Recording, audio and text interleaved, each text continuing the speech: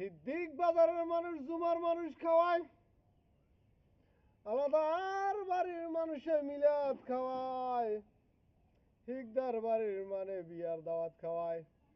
আল্লাহর নাম লইয়া কোনো একটা জায়গায় দাওয়াত পাইনি রে বাবা। এই জন্য আটখেলা দিয়ে আজকে আজ্জার গরুর গোস্ত কিনে আইনা বউর ধরে পাঠাই দিছি।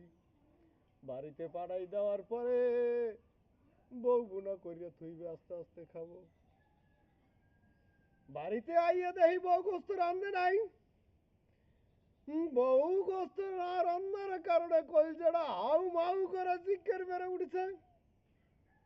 তারপরে বউর সাথে বললাম, তুমি কেন গোস্ত রান্ধো নাই রে বিবি? এতগুলো দাওয়াতের ভিতরে একটা দাওয়াত পাইলাম না। তারপরে একটু গোস্ত বাড়ি বাড়াইলাম, এই গোস্ত তুমি কেন রাঁধলা না? বিবির কাছে যখন আমি বিস্তারিত ভেঙে বললাম, বিবি আমার একটা চিৎকার মেরে বললো, আমার স্বামী গোস্ত খাইবে। দৌড় দিয়ে বাড়া ভূতের কাছে গেল, যাইয়া বাড়া ভূতা লইয়া বাড়াবাড়ি করিয়া তাড়াতাড়ি মাংস চড়াই দিয়েছে। বলেন ঠিক কিনা? ঠিক।